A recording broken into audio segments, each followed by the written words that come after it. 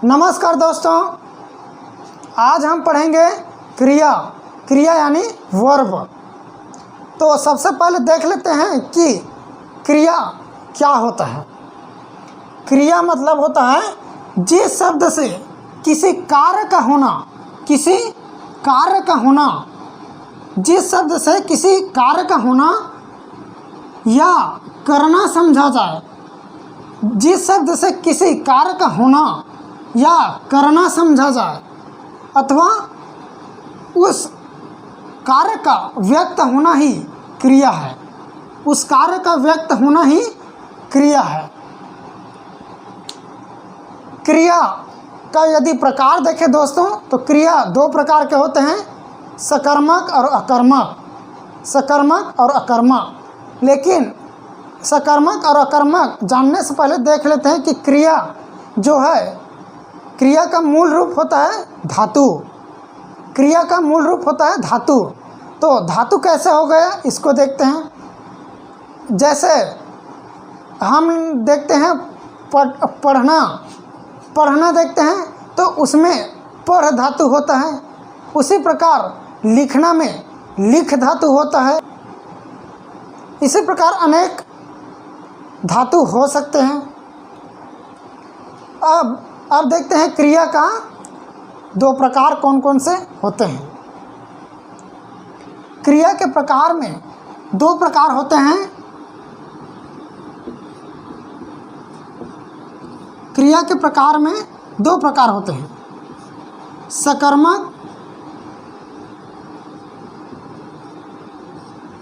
सकर्मक क्रिया और अकर्मक क्रिया। सकर्मक क्रिया और अकर्मक क्रिया।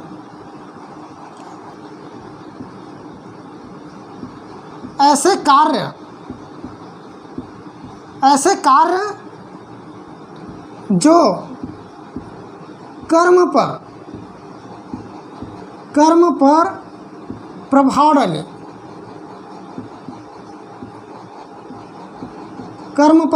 डाले, उन्हें बोलेंगे हम सकर्मक क्रिया। उसी प्रकार अकर्मक क्रिया देखें तो ऐसे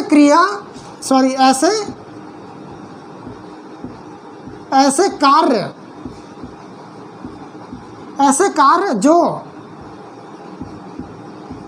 कर्ता पर प्रभाव डाले।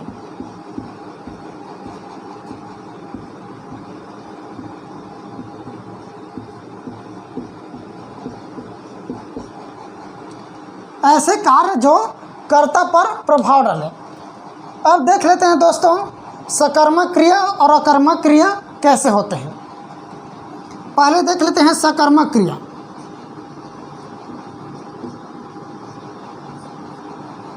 सकर्मक क्रिया मतलब होता है ऐसे कार्य जो कर्म पर प्रभाव डाले। जैसे कि राम आम खाता है। मैं एग्जाम्पल दे देता हूँ। राम आम खाता है।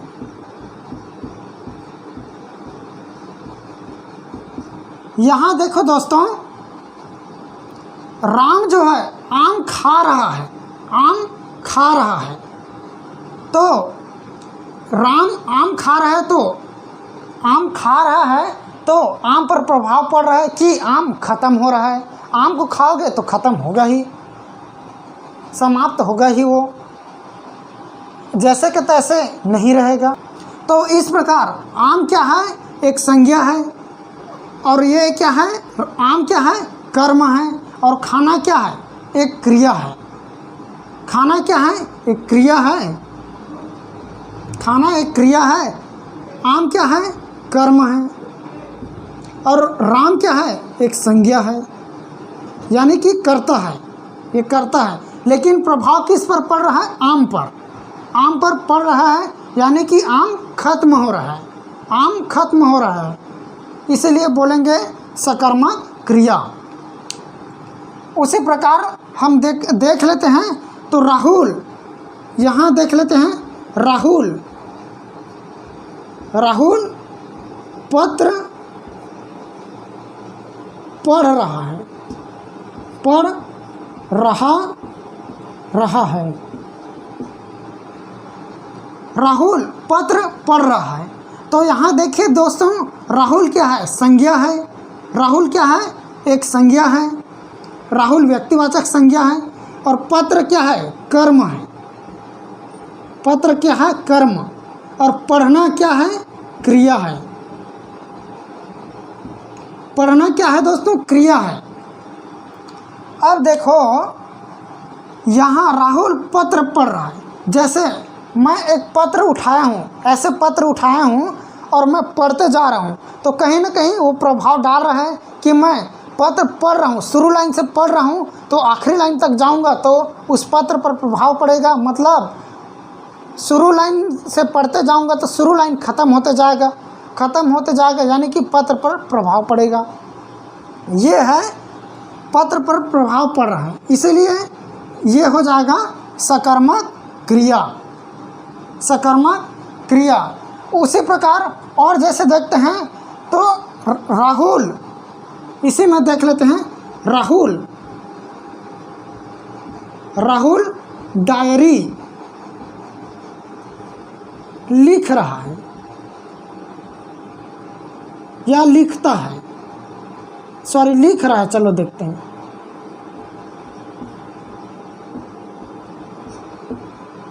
राहुल डायरी लिख रहा है। राहुल जो है डायरी लिख रहा है। यहाँ देखो, राहुल करता है, डायरी क्या है? कर्म है। डायरी जो है कर्म है। डायरी क्या है? कर्म है। लेकिन लिखना क्या है? एक क्रिया है। क्रिया है। लिखना क्या है? क्रिया है। यदि राहुल डायरी लिखता है, डायरी लिख रहा है, तो शुरू पन्ने से लिखता है तो आखिरी पन्ने तक जाएगा। तो शुरू पन्ने से लिखते हुए आखिरी पन्ने तक जाएगा तो डायरी कंप्लीट हो जाएगा, यानी कि डायरी पर प्रभाव पड़ रहा है, इसीलिए हो जाएगा वो सकर्मक क्रिया, यानी कि कर्म पर प्रभाव पड़ रहा है, तो हो जाएगा सकर्मक क्रिया। डायरी लिख रहा है तो कहीं ना कहीं डायरी भर रहा है ना, लिख रहा है मतलब भर रहा है, स्याही से भर रहा है, डायरी पर प्रभाव पड़ रहा है। लिख रहा है यानी कि भर रहा है, तो डायरी पर प्रभाव पड़ रहा है, तो यह हो जाएगा सकर्मक क्रिया। उसी प्रकार देख लेंगे अकर्मक क्रिया। अकर्मक क्रिया। अकर्मक क्रिया देखने से पहले एक ट्रिक जान लेते हैं। एक ट्रिक है, क्या, किसे, किसे और किसको।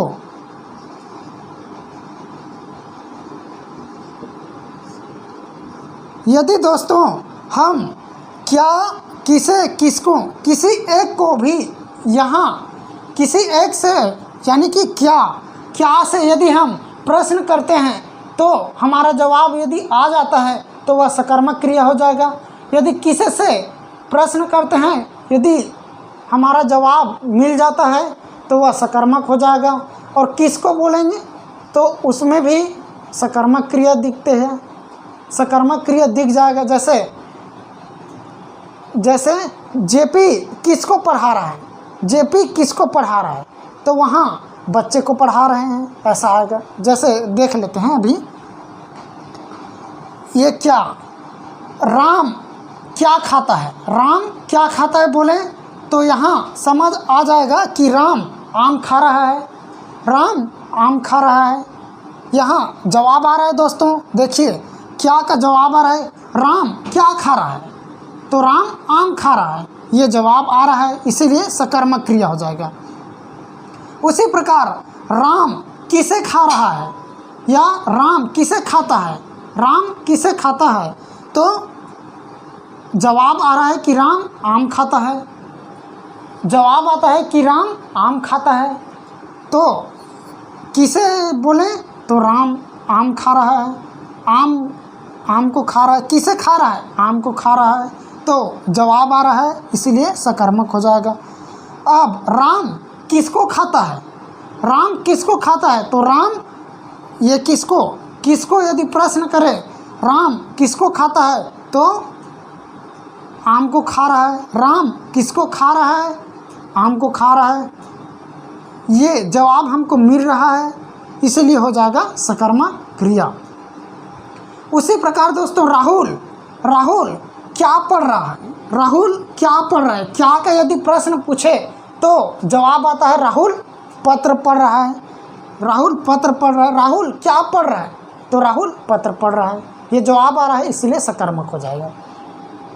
राहुल डायरी लिख रहा है, राहुल डायरी लिख रहा है, तो यहाँ हम प्रश्न करते हैं राहुल क्या लिख रहा है, तो राहुल डायरी लिख रहा है। राहुल किसे लिख रहा है, तो राहुल डायरी को लिख रहा है। राहुल किसको लिख रहा है, तो राहुल डायरी को लिख रहा है। उसी प्रकार जेपी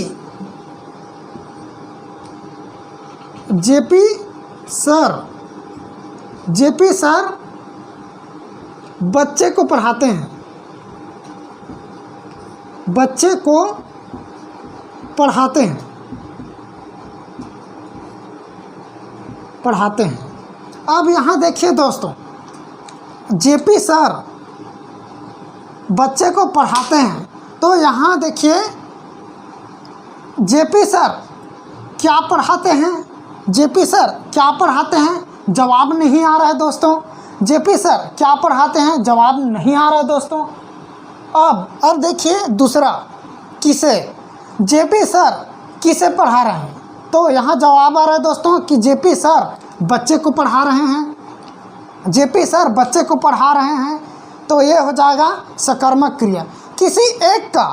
यदि किसी एक का भी जवाब आता है तो सकर्मक हो जाएगा, या सभी का जवाब आता है तो भी सकर्मक हो जाएगा। किसी एक का भी आए तो भी सकर्मक क्रिया होंगे। हाँ, यहाँ जेपी सर किसको पढ़ा रहे हैं, जेपी सर किसको पढ़ा रहे हैं, यदि किसको का जवाब पूछे हैं, जेपी सर किसको पढ़ा रहे हैं, तो बच्चे को पढ़ा रहे हैं, यहाँ सकर्मक क्रिया आ जाता है। वहीं हम अकर्मक क्रिया देखें,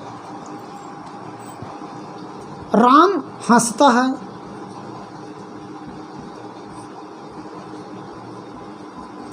राम हंसता है। अब देखिए दोस्तों, अकर्मक क्रिया हम देख रहे हैं, राम हंसता है। यदि हम यहाँ देखें, हम क्वेश्चन करें कि राम क्या हंसता है, राम क्या हंसता है, तो हम लोग यह नहीं बता सकते कि क्या हंसता है।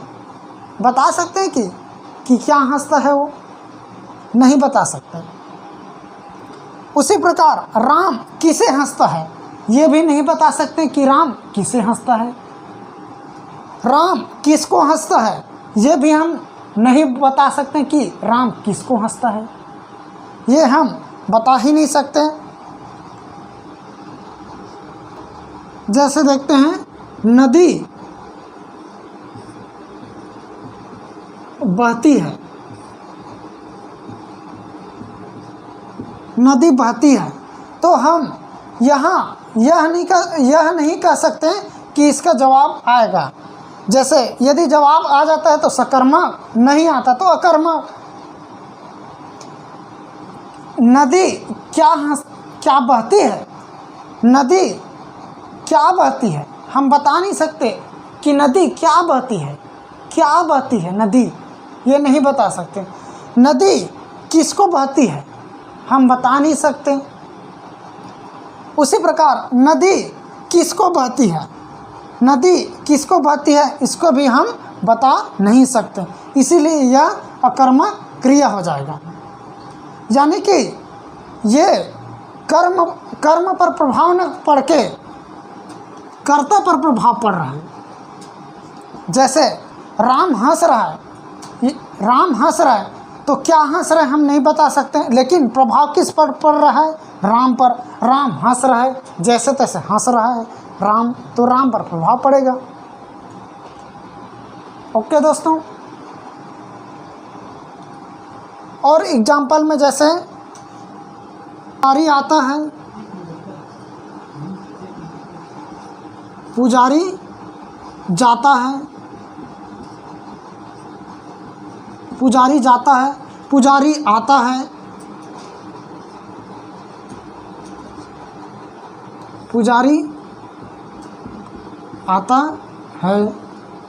पुजारी क्या जाता है हम यह नहीं कह सकते, और इसमें पुजारी क्या आता है हम यह नहीं बता सकते। इस प्रकार सकर्मक और अकर्मक क्रिया यही समाप्त होता है दोस्तों।